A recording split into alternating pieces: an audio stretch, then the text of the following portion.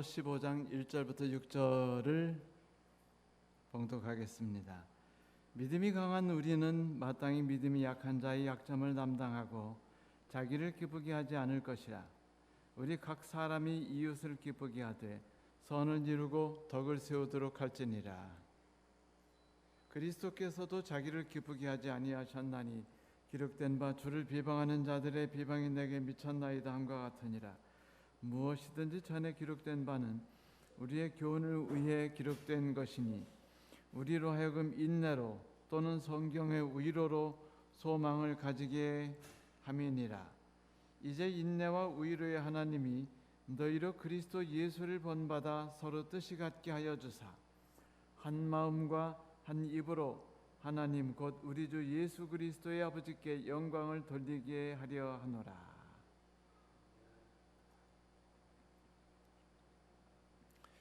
그리스도의 한 몸을 유지시켜 나가기 위해서 우리가 애쓰는 것이 보통 고된 일이 아닙니다.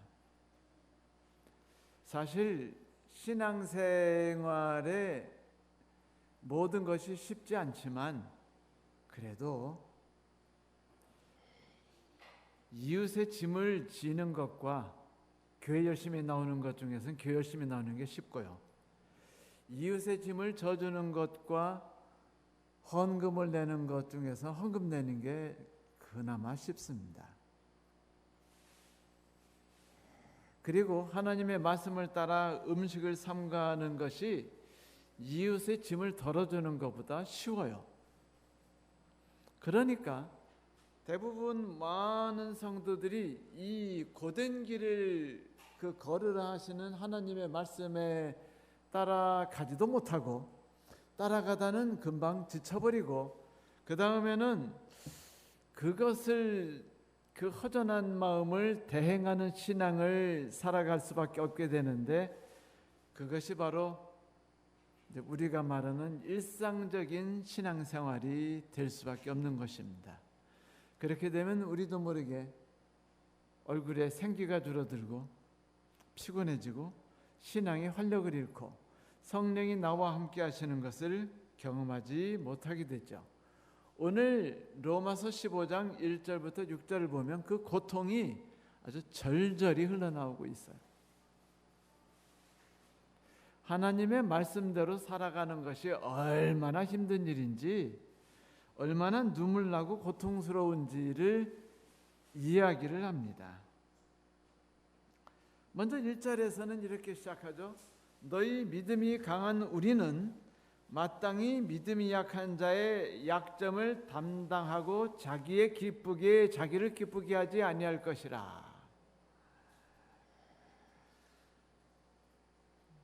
지금 사도 바울은 강한 자라고 말하고 있습니다. 여기서 보면 사도 바울이 약한 자라고 표현했던 15장의 약한 자는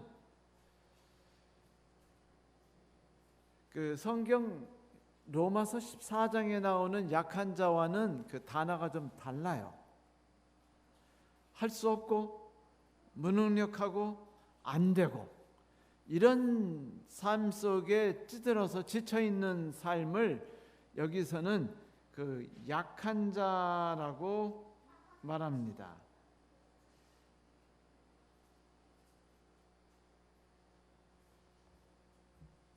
강한 자, 우리 강한 자가 약한 자의 약점을 담당한다. 이것이 로마서 15장에 나오는 그 말씀인데 제가 읽어드렸던 것은 개정개혁 성경이고 원래 우리가 읽고 있는 개혁 성경은 우리 강한 자가 마땅히 연약한 자의 약점을 담당하고 라고 말하고 있어요. 그게 원래 말입니다. 그런데 그것을 의역해가지고 개정개혁에서는 믿음이 강한 자, 믿음이 약한 자라고 말하고 있는데 어쩌면 개혁 성경이 우리 강한 자가 약한 자의 약점을 담당하고가 더 정확한 말 같아요. 왜냐하면 14장에 나오는 약한 자는 믿음이 약한 자임이 확실합니다. 그러나 15장에 나오는 약한 자는 단어가 달라요. 할 수 없는 자, 능력하다, 이런 것들을 표현한 단어로서 두나미스의 반대말을 사용했어요. 그래가지고 그것을 할 수 있는 능력이 없다 라고 말하고 있습니다. 자, 강한 자라고 말한다면 일반적으로 세상에서 강한 자 그러면 좋은 말입니까? 나쁜 말입니까? 좋은 말이죠. 여러분, 세상에 그 모든 멋진 것들은 다 누가 만들었나요? 강한 자들이 만들었어요. 아름다운 건물, 아름다운 정원들, 그리고 아름다운 문화와 문명들, 예절들, 공중도덕들 다 누가 만들었나요? 가진 자, 강한 자들이 만든 거예요. 가지지 않은 자, 약한 자들은 그런 법을 만들지 않았습니다. 자, 음악 누가 만들었나요? 강한 자들이 만들었어요. 미술도 강한 자들이 요구했기 때문에 약한 자들이나 혹은 능력이 강한 자가 또 그것을 만든 것입니다. 그러니까 이 세상에서 강한 자는 멋있는 거예요. 강한 자는 승자 독식을 하게 됐습니다. 정보를 더 빨리 받아들이죠. 능력이 많으니까 공부를 더 쉽고 빠르게 해요. 그러니까 학교에서 1등하고 좋은 회사 가거나 또 돈을 벌어도 더 잘 벌고, 그리고 힘이 강하니까 사람들이 쉽게 자기에게 몰려드니까 더 많은 이득을 보죠. 사회에서 강한 자의 영향력은 대단하죠. 예를 들면 강한 자는 돈이 많으면 강해집니다. 권력이 많으면 강해져요. 그리고 인기가 많아도 강해집니다. 특히 요즘엔 인기 많으면 대박이에요. 유튜브 구독자가 한 60만 명 된다. 그러면 평생 굶어 죽을 일 있나요? 없나요? 없습니다. 월급이 엄청나거든요. 우리 아들이 구독자가 10,000명이 넘었을 때 제가 야, 드디어 우리 아들이 돈 벌겠구나 그런 생각을 했어요. 부러웠죠. 그랬더니 우리 아들 유튜브를 들어가니까 이렇게 돼 있어요. 이 유튜브는 광고와 상업적 용도로 사용하지 않도록 정해졌습니다. 제가 깜짝 놀랐어요. 속상했어요. 아니, 이 자식 이걸 통해서 일주일에도 막 그 10개 이상의 이메일이 온대요. 계속해서 광고 띄우도록. 근데 모두 거절하고 그걸 통해서 들을 수 있는 수익을 다 거절하는 걸 보면서 속이 상했죠. 한편으로는. 또 한편으로는 뿌듯하기도 했습니다. 그런데 세상에서는 인기 얻는 것이 돈이에요. 자, 코로나로 인해서 고통당해요. 혹은 이번에처럼 엄청난 비로 인해서 고통당합니다. 그때 고통당한 이들에게 그 수재의연금 1억을 콱 투척하는 사람들은 강한 자들인가요? 약한 자들인가요? 대부분 다 강한 자예요. 돈 많은 분들입니다. 그분들이 그런 일을 하신 거예요. 그러니까 세상에서는 강한 자들은 매력이 있습니다. 세상에서 강한 자들은 모든 사람들의 존경을 받고 부러움을 사게 돼 있어요. 그러다 보니까 세상에서 강한 자들은 자신도 모르게 자기에게 강함을 주는 원천에 의존하게 돼 있어요. 그 원천이 뭐라고요? 돈, 권력, 인기, 이런 것들이죠. 그런데 이렇게 강한 자들이 자기를 강하게 하는 것들을 이용하지 않는다? 그건 좀 어리석은 일 아닙니까? 그래야 안 그래요? 정보를 알아가지고 요번에 정보 알아서 대박 돈 벌 수 있어요. 옛날에 제가 알고 있는 어느 집사님이 그 남편이 갑자기 돈을 끌어모아가지고 소위 말하는 신라 빵빵빵이라는 그 주식을 친구들과 함께 수억 원을 사버렸어요.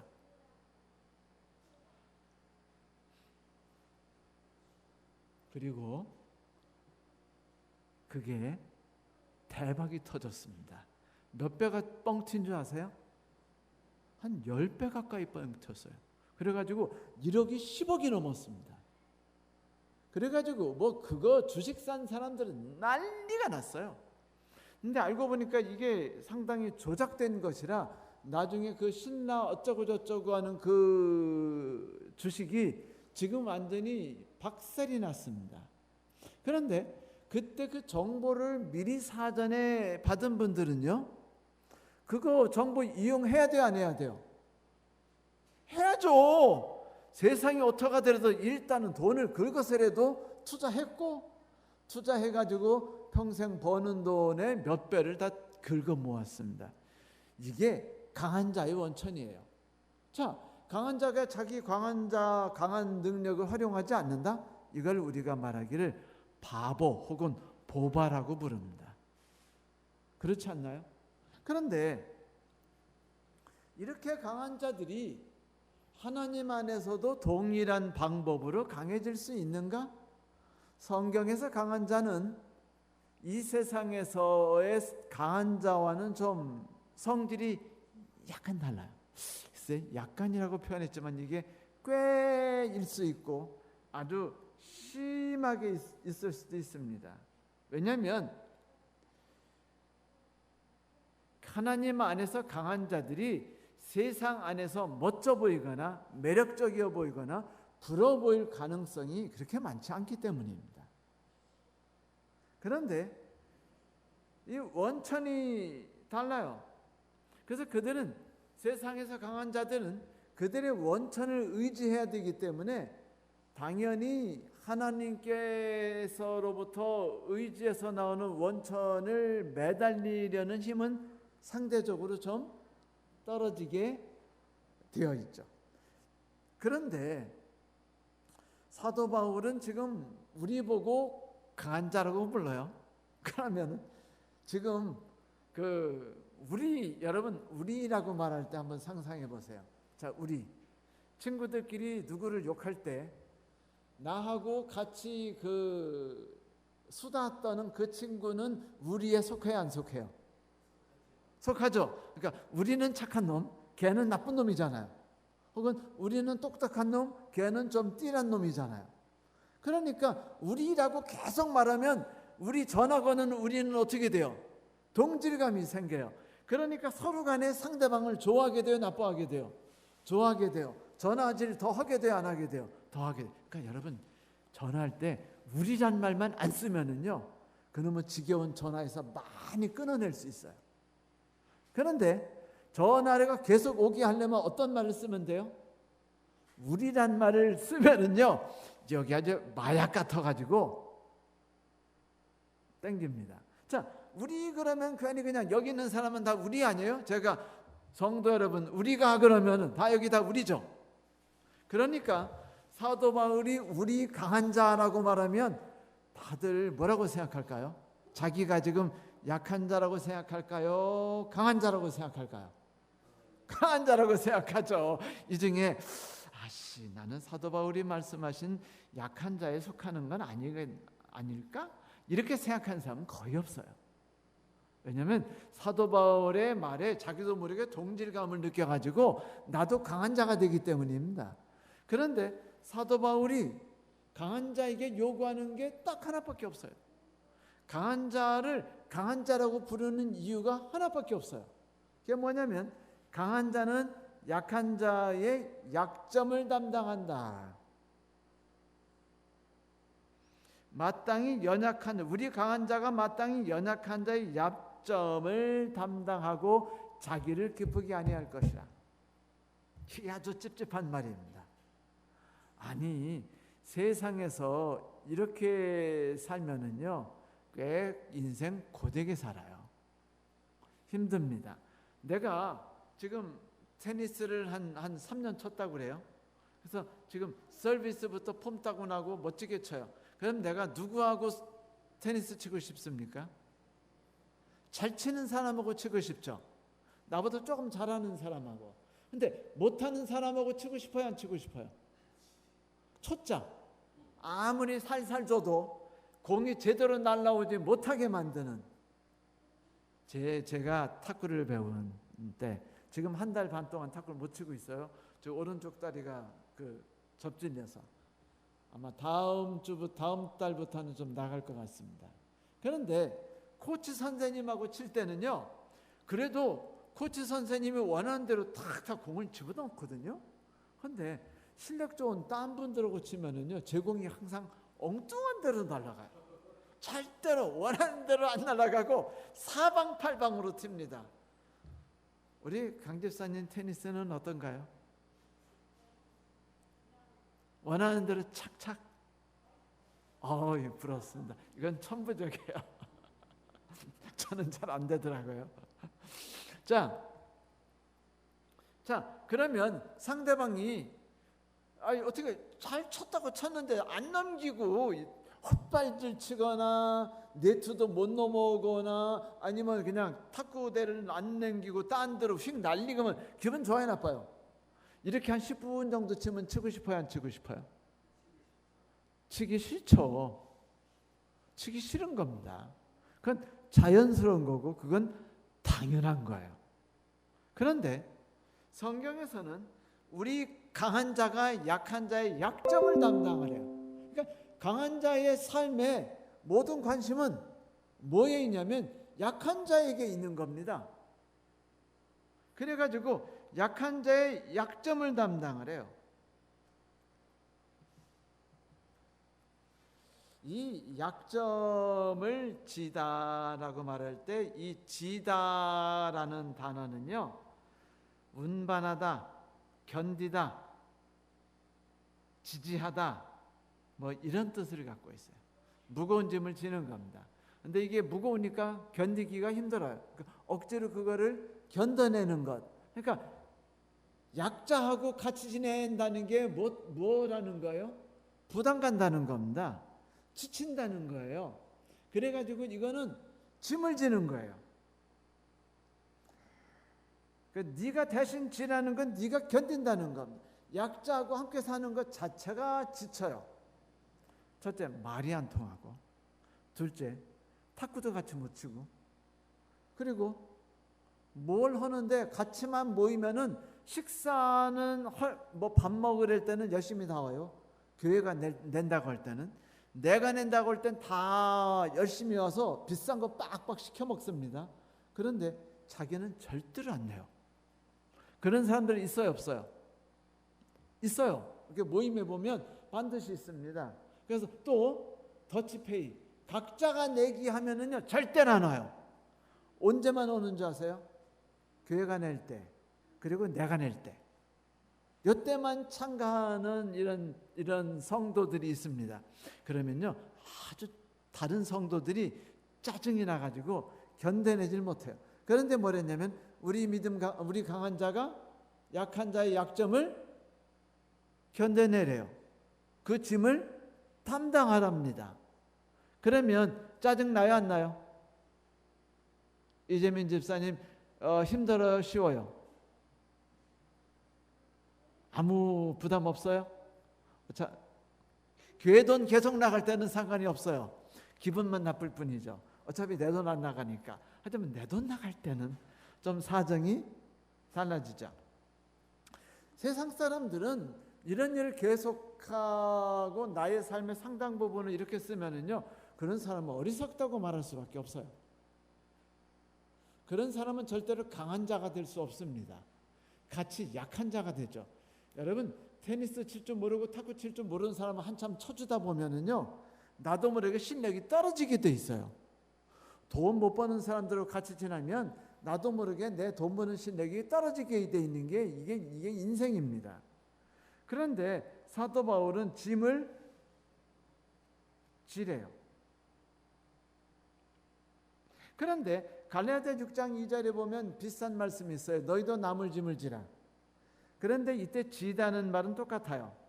그 바사죠. 그런데 이때 나오는 짐이라는 단어가 뭐냐면 몸의 아픔, 고통, 중대한 힘 이런 겁니다. 다시 말하면 인생의 무게, 율법을 지키는 것에 대한 부담으로 인한 고통, 죄의 무게, 이런 것들을 짐이라고 말해요. 많은 그리스도인들이, 연약한 그리스도인들이 이런 짐을 지고 힘겹게 그리스도인 신앙생활을 살아가고 있죠. 그런데 우리 믿음이 강한 사람들이 그 고통을 절대로 모른 척 지나가지 말라고 말하고 있습니다. 그러니까 약점을 함께 지고 함께 견뎌나가는 것, 이것이 그리스도 안에서 믿음이 강한 자가 해야 될 유일한 행동입니다. 그러니까 그리스도인은 어떻게 살아가야 하나요? 간단해요. 남의 짐을 지라, 이것밖에 없어요. 헌금을 많이 내라, 교회 열심히 다녀라, 이런 건 부차적인 이야기입니다. 그런데 우리에게는 거꾸로 돼서 남의 짐을 지라는 거의 서로 간에 대화를 안 나누고 어떤 얘기만 많이 하죠?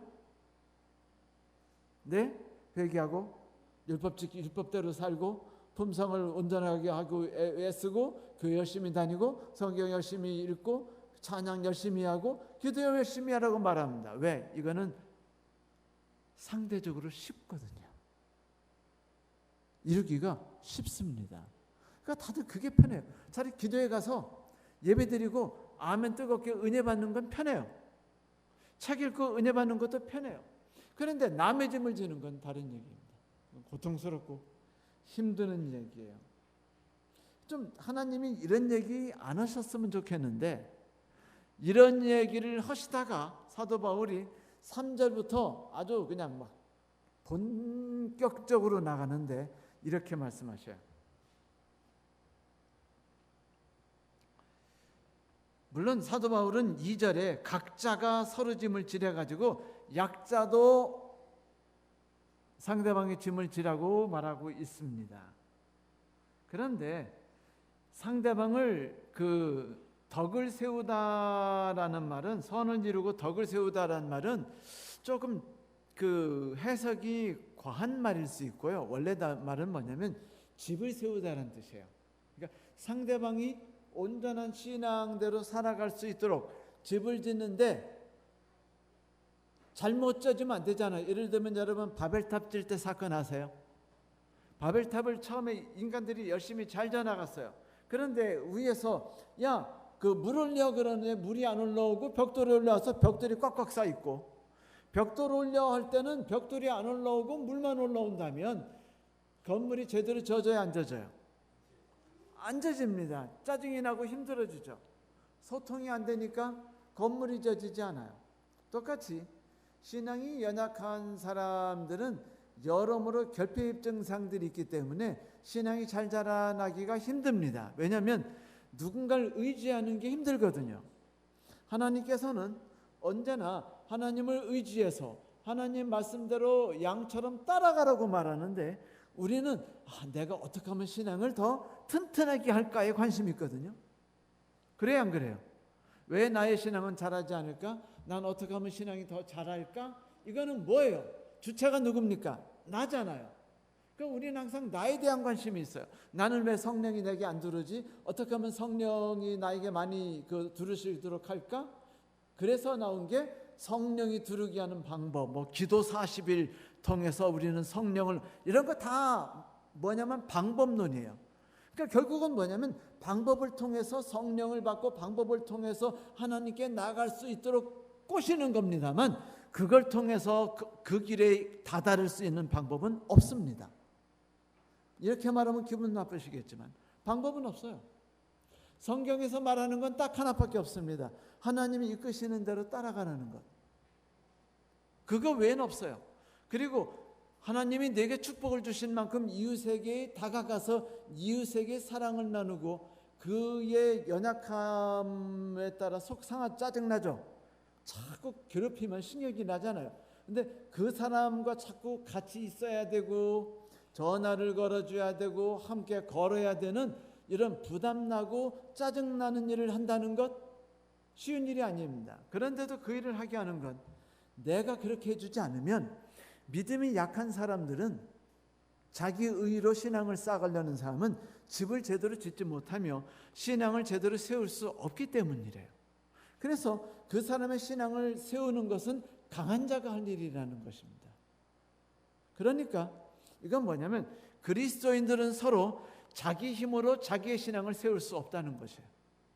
그리스도인의 신앙은 누군가를 통해서 나는 저 사람은 나를 도움을 통해 신앙이 자라고 하나님께 나아갈 수 있을지언정 내가 나의 신앙을 위해서 애쓰는 것을 통해서 신앙이 자라는 건 꿈꾸지 말라는 것이죠.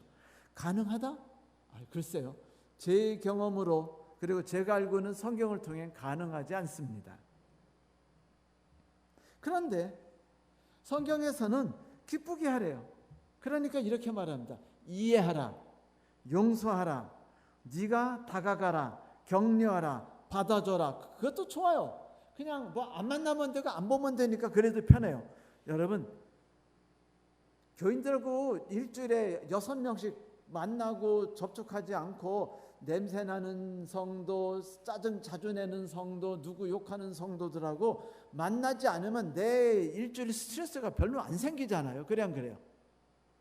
그러면 인생 편하게 살아나가는데 하나님께서 자꾸 나에게 이해하라, 용서하라, 오히려 네가 다가가라, 격려하라, 받아줘라라고 말하는 게 스트레스예요. 사실은 그리스도인들에게. 그런데 오늘 15장 1절 2절에 뭐랬냐면 네가 가서 그 사람의 짐을 져줘라. 이거는 해도 너무한 겁니다.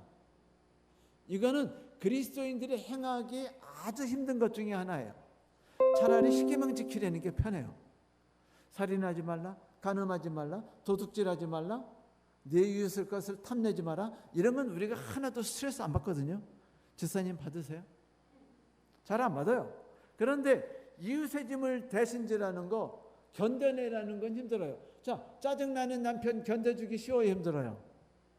네? 한 방 줘박아주고 싶지 않으세요? 그런데 줘박아주지 않은 게 아니라 네가 가만히 있으면 저 사람이 온전히 자라지 못하니까 네가 저 사람이 온전히 설 수 있도록 네가 계속 희생하고 이해하고 용서하고 받아주며 짜증나는 거를 인내 참아야지, 내가 저 사람을 일으켜줘야 돼 라고 하는 게 쉬워요, 힘들어요? 힘들어요. 그리스도인 삶이 얼마나 힘든지 모릅니다. 그래서 힘드니까 그리스도인들이 어떻게 하냐면요, 고통스러워해요. 여러분 그 엘리야 아시죠? 엘리야가 로뎀나무 밑에서 지쳐서 쓰러졌지 않습니까? 근데 엘리야 훌륭한 신앙자였어요, 아니었어요? 성령 이빠이 받은 분이었습니까, 아니었습니까? 받은 분이었어요. 기적 하늘에서 일으켰어요, 안 일으켰어요? 일으켰어요. 그런데 엘리야가 하나님한테 뭐라고 했는지 여러분 기억나세요? 네? 오 주여 조카오니 이제 내 생명을 취하옵소서. 여러분 이때 조카옵노니가 뭔지 아세요? 좋은 말 같아요, 나쁜 말 같아요? 조카오니. 을지문덕이 했던 말 있죠? 네 지략이 하늘을 뚫었고 이제 네가 만족하고 돌아가는 게 어떠니? 이때 만족하다, 족하다, 이게 이제 영어로는 I've had enough입니다. 그러니까 여러분 그 영화 옛날에 친구들인가 뭐 동무들 친구들 뭐 그런 영화 있었죠. 깡패들 나오는 영화. 네? 친구? 그 영화에 보면은 그 주인공 중에 하나를 누가 쫓아가서 막 날카로운 부엌칼 가지고 막 팍팍팍팍 찌르죠. 그때 계속 찔려가지고 죽어가면서 뭐라고 말하죠? 찌르는 친구한테 그만해라, 많이 묵었다 아이가. 그 말이에요. 많이 묵었다 아이가, 그만해라. 그러니까 엘리야가 하나님한테 뭐라고 말했냐면, 하나님 이제 그만하세요. 좀 너무 심하게 요구하는 거 아닙니까? 제가 이 정도 당신 말씀을 따랐으면 됐지, 내가 얼마나 더 따르라고 나한테 요구하고 또 요구하고 요구하시는 겁니까? 이제 지족합니다. 그냥 죽여주세요 라고 말했어요.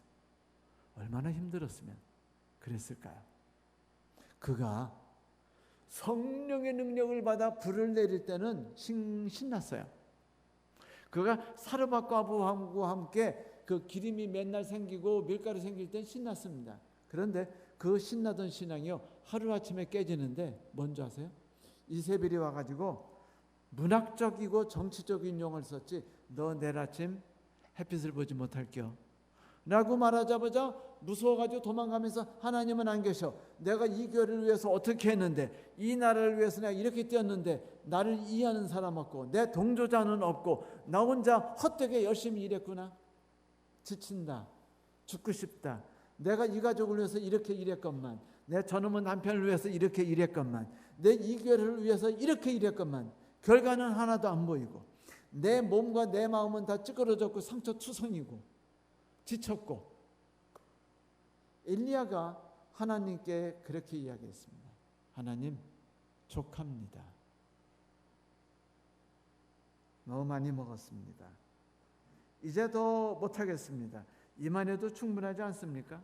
그리스도인은 살아나간다는 게 알기보다 너무 힘드네요. 내가 사실 따져보면 내 조상보다 낫지 않습니까? 죽여주세요 라고 말합니다. 여러분, 그 심정 이해하지 않습니까? 이게 그리스도인의 삶이에요. 한 기독교 신문이 기독교의 이미지에 대한 일반 국민 여론을 조사했더니 통계에 의하면 우리나라 일반 국민들이 기독교에 대한 반감이 엄청 심해요. 심한데 좋지 않은 느낌을 가진 1위가 뭐냐 그러니까 교인들이 진실성이 없어 보인대요. 첫째, 진실성. 맨날 입으로는 사랑한다고 그러는데 실제 사랑하는지 안 사랑하는지는 전혀 없어요. 몰라요.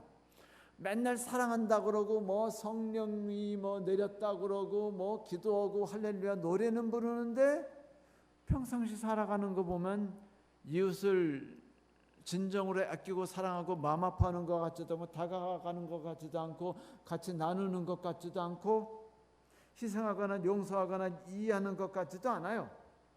참지도 않습니다. 진실성이 없어 보인대요. 저 사람이 진짜 믿는 사람인지 모르겠답니다. 두 번째는 뭐냐니까 교인들이 이기적이래요. 웃기죠?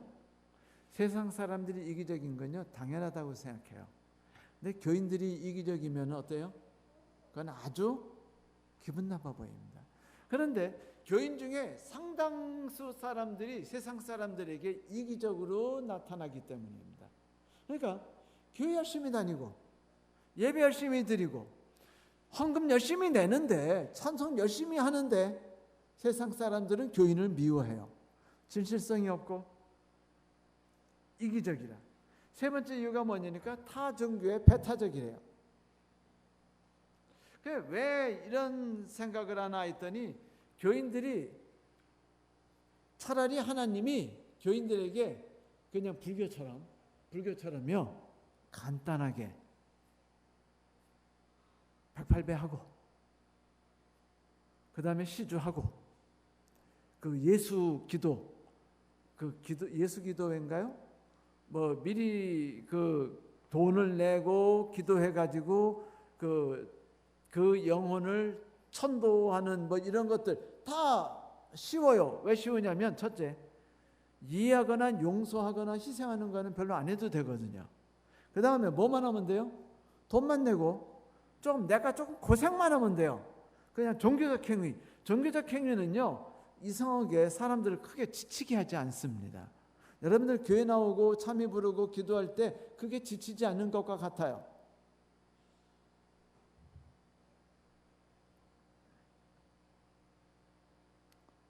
그러니까 이런 것들을 하게 되면서 교인들이 뭐에 대해서는 지쳐서 못하냐면 용서하고 이해하고 남의 짐을 받아주는 것은 힘들어한다는 말입니다. 그러니까 이걸 못하니까 사도 바울이 3절 4절에 예수님을 이제 끄집어드려요. 야, 우리 주 예수님께서도 결코 기뻐하는 대로 살지 않았지 않냐. 성경에 말하되 주님을 욕하는 자들의 욕이 나에게 떨어졌다. 지금 그 연약한 자의 약점을 지기도 힘들어 죽겠는 교인들한테 사도 바울이 뭐랬냐면 예수님 봐라 요거도 먹었지 않냐 대신. 이거 위로되는 말이 아니에요. 위로가 전혀 안 돼요. 구약 성경에 나온 말씀이죠. 시편 69편 9절 주님의 집에 쏟는 내 열정이 내 안에서 불타고 있습니다. 그러나 주님을 모욕하는 자들의 모욕이 나에게로 쏟아집니다. 그러니까 내가 하나님을 섬기는 건 좋은데 왜 내가 필요 없는 고통과 마음의 수고와 아픔과 지침을 내가 왜 겪어야 되느냐 이죠. 근데 사도 바울은 예수님께서 그렇게 하셨다는 거예요. 근데 이 말씀은 쉽게 말하면 이런 겁니다. 여러분이 이야기 쉽게 말하면 일은 일대로 하고 그 다음 뭐죠? 욕은 욕대로 먹고 주의 고통이 내게 임하였느니라. 예수님께서 이것을 견디셨으니까 너희 견뎌라. 너희들 견뎌라. 이거 쉬워요? 힘들어요? 힘들어요. 사도 바울은 고린도전서 10장에 말합니다. 모든 것이 가하나 유익한 것이 아니요 모든 것이 가하나 덕을 세우는 것이 아니니 누구든지 자기 유익을 구하지 말고 남의 유익을 구하라. 세상 사람들이 강한 자에게선 절대로 하지 말아야 될 금기적 행동입니다. 이렇기 때문에 우리가 충돌하고 부딪히게 돼 있어요. 연약한 자의 연약함을 진다는 것은 고통스럽습니다. 그래서 우리가 지쳐요. 이래서 신앙이 지치는 겁니다. 신앙이 왜 지치겠어요? 이래서 지치는 겁니다. 그런데 5절, 3절, 4절에 여기에 대한 그 우일의 말씀이 들어가기 시작해요. 또 무엇이든 전에 기록된 바는 우리의 교훈을 위해서 기록한 바니 우리로 하여금 인내로 또는 성경의 위로로 소망을 가지려 함이니라.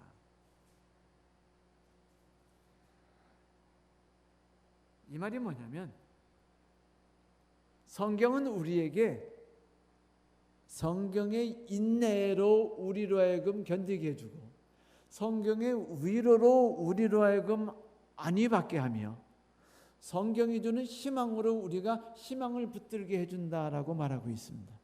너무 지쳐하지 말라는 겁니다. 힘든 건 나도 알고 그리스도께서도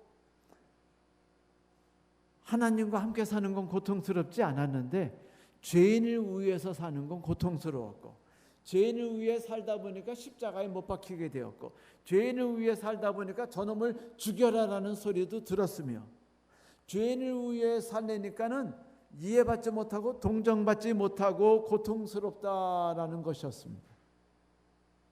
그러나 그래도 우리가 이 일을 해야 되는데 일을 해야 되는 마지막 단어를 5절 6절을 말하기 전에 사도 바울은 먼저 뭘 얘기하냐면 4절에 있는 성경의 위로, 성경의 안위, 성경의 희망을 이야기합니다. 영어로는 comfort이죠. 위로. 위로입니다. 하나님께서 우리를 어떻게 위로하시고 어떻게 인내하셨는지 그리고 성경의 인내입니다. 여러분 가만히 생각해 보세요. 애 키우기 힘드세요? 쉬우세요? 힘들죠? 어떻게 어릴 때는 힘들지만 그래도 키우는데 다 크고 나면 이놈이 내 마음대로 돼야 안 돼요. 내가 원하는 대로 신앙생활 하나요 안 하나요? 안 해요. 그러니까는 아주 짐이고 고통스럽고 힘듭니다. 내가 뭐라고 한마디만 하면은 간섭하지 마라 그러고 내 인생은 내 인생, 엄마 인생은 엄마 인생, 아빠 인생은 아빠 인생이라고 말하고 아빠가 살아가는 방식과 내 살아가는 방식이 다르다고 말하면 우리가 상처를 입어요. 여러분 예수님은 안 그러셨을까요? 성경의 인내는요 사실은 하나님의 인내를 말하는 겁니다. 하나님이 우리를 키우셨을 때 얼마나 힘드셨을까? 여러분 하나님의 인내를 생각하면요 그냥 예를 들면 아브라함을 생각해 보세요. 여러분 아브라함 같이 살고 싶으신 분, 살고 싶지 않으신 분? 아브라함 부자죠. 그죠? 믿음의 조상으로 성공했죠. 그리고 여자도 많이 얻었죠. 그래요 안 그래요? 그 다음에 막 나이도 엄청 오래 살았죠. 건강하게 살았죠. 받을 복은 다 받았어요. 그래 안 그래요? 대박이죠? 거기다가 아내가 예뻤어요 안 예뻤어요? 예뻤어요. 왕조차도 막 이 여자를 막 갖고 싶을 정도로 예뻤습니다. 자, 아브라함 같은 그런 삶이 신앙이라면 너도 나도 다 하고 싶겠죠. 여러분, 반면에 아브라함을 키우는 하나님은 얼마나 힘들었을까 상상해 보세요. 아브라함을 갈대아 우르에서 꺼내셨는데 아브라함이 영 딸려나가지 않아가지고 하란에 멈췄습니다. 어떻게 아버지 할아버지를 이제 돌아가시게 해가지고 좀 끌어내는가 했는데 또 내려와가지고 아브라함이 따라오는 듯 하다가는 획 하고서 그 이집트로 내려가질 않나. 거기다가 하나님은 믿지 않고 자기 방법대로 세상을 견뎌내려고 하다가 어려움은 어려움대로 당하고 아내에게 누이라고 말하고 왕에게 뺏기고 하나님께 도와달라는 생각은 해보지도 않고 기도는 했겠죠. 그런데 우리랑 똑같아요. 하나님 제발 도와주세요. 여보, 당신은 오늘부터 내 아내가 아니다, 내 누이다. 하나님 제발 우리를 어려움 가운데서 해결해 주시고 여보 어쩌겠냐, 당신이 희생해야지. 뭐 이렇게 하는 겁니다. 신앙생활을. 간단하죠? 쉽죠? 하나님이 도우셔가지고 구출해내셨어요. 근데 이 일을 또 저지릅니다. 그리고 이런 일을 또 저질러요. 아브라함이 일으킨 사건이 한두 개가 아니고 하나님 말씀대로 안 따른 사건이 한두 개가 아니며 신앙 없이 산 적이 한두 번이 아니에요. 그거를 인내심을 가지고 토닥거리면서 사고치면은 다 청소해주고 오늘 여러분 그 심정이 개 키우는 주인 같아요. 오늘 우리 집사람이 갑자기 비명질해서 뭔가 했더니 개똥을 밟으셨습니다.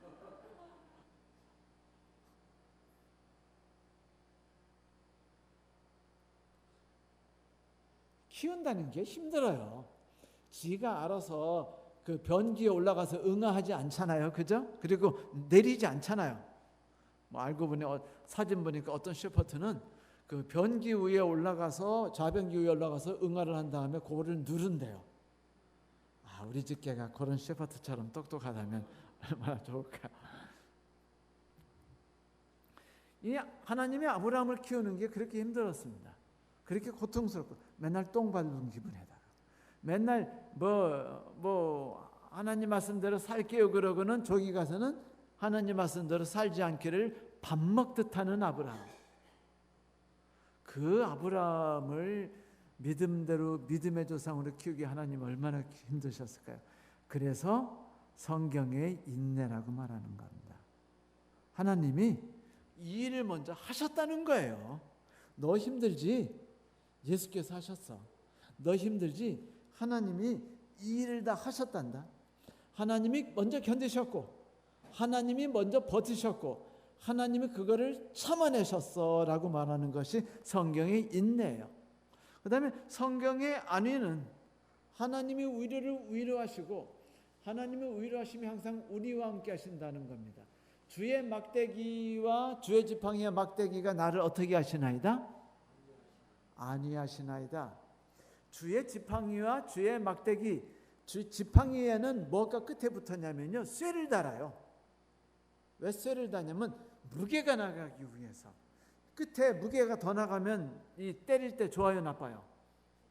그러니까 늑대와 싸울 때나 사자와 싸울 때 싸울 수 있도록 해서 양을 보호하는 겁니다.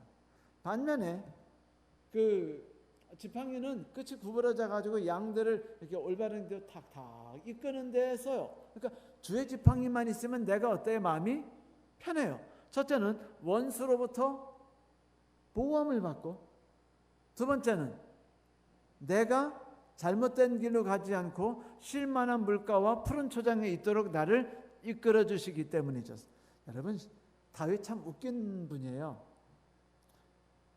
온전은 사망의 음침한 골짜기라고 뭐라 하더니 온전은 또 푸른 초장과 쉴만한 물가래요. 그러니까 그게 그 소리입니다. 사실은 쉴만한 물가가 사망의 음침한 골짜기예요. 원수의 목전이라고도 또 말하죠. 그러니까 그 삶이 모두 엉켜 있어요. 이 신앙이라는 것은 환경이 바뀌어가지고 자라나는 것이 아닙니다. 태도가 바뀌어서 자라나는 것이에요. 하나님은 절대로 우리 환경을 바꿔주지 않습니다. 내가 하나님을 믿는다고 해서 내 남편이 술 처먹는 것을 안 처먹지 않아요. 똑같이 포마십니다. 내가 신앙한다고 해서 남편이 우리 마누라가 너무 착해져서 우리 마누라 말대로 살면 내가 잘 살아가겠지? 마누라 말대로 살아야지. 절대로 그렇게 안 해요. 환경은 안 바뀝니다. 바뀌는 건 누구냐면 나의 환경에 대한 태도예요. 그러니까 하나님이 사망의 음침한 골짜기는 우리에게 주시는데 그 속에서도 언제나 우리에게 위로를 주십니다. 우리에게 함께 하시고 우리의 눈물을 씻어주시며 우리에게 함께 하시며 우리가 어려운 길을 갈 때 함께 가십니다. 우리가 돌짝길을 갈 때 그 길에서 최소한도 더 거친 길에서 내가 다치지 않도록 하는 일은 해주셔요. 그리고 그 험한 길이 어떤 길이든지 하나님이 함께 하십니다. 그것이 성경의 안위예요. 그게 욥이든 그게 요셉이든 그가 다윗이든 그가 어떤 사람이든지 그들은 성경의 인내와 성경의 안위로 하루하루를 살아갔습니다. 그런데 재미있는 건 우리가 어떻게 해서 삶의 목표가 뭐예요? 결국은 인생의 희망 아닙니까? 여러분 인생 왜 열심히 살아요? 집 한 채 번듯하게 갖고 그 다음에 노년에 좀 먹고 살 수 있도록 되고 자녀들이 좀 그럴듯하게 살길 바라는 게 우리 목표고 꿈 아닙니까? 성공했다는 말 듣는 게 언제 들었죠? 자녀가 잘 됐을 때, 결혼 잘했을 때, 그리고 번듯한 집 가졌을 때 성공했다는 말을 서로 간에 말하고 듣지 않습니까? 자녀 잘 키우셔서 뿌듯하시겠습니다. 이제 인생이 편하시겠네요. 그래요. 그것이 우리의 소망이죠. 그것 때문에 우리는 인생을 열심히 살아갑니다. 그런데 성경에서는 우리가 인생의 꿈과 소망을 갖는 데는 무엇을 통해서 이루어진다고 말하냐면 성경의 인내와 성경의 안위를 통해서 이루어진다고 말합니다. 성경의 인내와 성경의 안위, 그건 우리에게 소망을 준다고 말했지만 실은 인내와 안위가 무엇을 격려하기 위해서 그럴까요? 우리에게 이웃에게 적극적으로 나가고 이웃에게 손을 내밀며 짜증내고 짜증나는 이웃에게 한 번이라도 전화하고 찾아가도록 하기 위함입니다. 그 전화를 받도록 하기 위함이에요. 지치고 힘든데 하나님 말씀하시는 건 내가 먼저 겪었고 내가 먼저 인내했고 네가 눈물 날 때마다 내가 너를 위로했으니까 견뎌보자 라고 말하는 겁니다. 왜? 이렇게 하다 보면 너에게는 세상에서 꿈꾸지 못하는 소망을 얻게 된다. 소망이라는 게 뭐죠? 메인주의 어떤 동네에 아주 큰 소문이 났습니다. 그곳을 정부에서 댐을 놓겠다는 소문이었어요. 그러자 난리가 났습니다. 동네에서 찬반이 가득하고 사람들이 막 항의를 해대고 그러자 그 정부에서는 그 사람들을 설득하는데 무려 4년이 걸렸어요. 그 뒤에 페이퍼 작업과 다양한 일이 끝나니까 아주 오랜 세월이 지났는데 세월이 지나고 드디어 모든 주민이 동의한 뒤에 전문가들이 와서 이제 그 사람들의 땅과 집을 사기 시작했습니다. 근데 그 동네는 너무 아름다운 동네로 유명한 동네였어요. 그런데 어느 날부터 그 동네가 유리창이 깨지면 아무도 유리창을 갈지 않는 겁니다. 길이 도로가 부서져도 아무도 뭐 하지 않아요. 도로 앞에 자동차가 뭐 하든 말든 아무도 신경 쓰지 않아요. 강도들이 슈퍼마켓을 막 깨고 털어도 아무도 신경 쓰지 않습니다. 깨지고 먼지나고 더러워지고 그리고 쓰레기가 막 쌓여도 신경 서로 쓰지 않아요. 그래서 사람들이 궁금해했습니다. 어떤 사람이 이 동네 와가지고 말하기를 아니 이 동네 사람들이 게을러서 그런가? 왜 도대체 이럴까라고 묻자 동네 주민 중에 한 명이 이렇게 말했습니다. 우리가 게으른 것이 아니라 우리에게 희망이 없어졌기 때문입니다. 이 땅에서는 더 이상 희망이 없다고 생각했을 때 그들은 이 땅을 갈고 닦고자 하는 일에 대해서는 더 이상 열의를 다하지 않았다는 거죠. 그것이 희망이 어떤 것인지를 말하는 것이에요. 성도 여러분 기억하십시오. 희망은 우리를 활동하게 만듭니다. 절망은 우리에게 활동하지 않게 만들어요. 감사하게도 하나님께서는 우리의 미래에 대한 굳건한 소망의 길을 우리에게 약속하셨습니다. 성경에서 소망에 대한 이야기는 수없이 많이 나와요. 어떤 분은 이렇게 이야기했어요. 그래서 지금 내게 성경으로만 이야기해 주세요.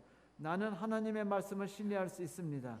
그러나 그것이 인간의 말이 될 때 내가 그것을 신뢰하는지 생각하는 노력을 내게 요구합니다. 성경이 아니, 그것은 절대적인 창조주께서 우리를 위해서 해주셨던 분명한 이야기들이 적혀 있어요.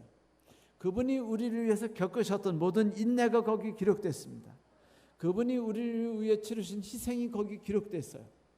여러분, 다시 말씀드리지만 그분이 묘고도 먹고, 그분이 십자가에 못 박히고, 그분이 몰이해를 당하고, 그분의 희생이 그 이해받지 못한 채 그 일을 당했던 것은요, 그분이 강한 자로서 약한 자에게 왔기 때문입니다. 만약 그분이 약한 자에게 안 왔으면, 신경 꺼버렸으면 어떻게 됐을까요? 까짓거 아담 해아가 죄 졌어요? 그럼 죽여버리면 되잖아요. 새로 지면 되는 거 아닙니까? 그런데 그 감사치도 않고 이해하지도 않고 내 뜻을 따라오지도 않는 그 답답한 것을 끝까지 성경의 인내를 가지고 버틴다는 게 얼마나 힘들었습니까? 우리도 똑같아요. 우리가 누구에게인가 접근한다는 거 다 그런 거예요. 내 남편에게, 내 아내에게, 같은 성도들에게, 내 자식들에게 나간다는 건 다 그런 고통을 안고 있습니다. 그런데 그 우리에게 성경은 항상 이렇게 말해요. 우리 강한 자가 약한 자의 약점을 져야 되느니라.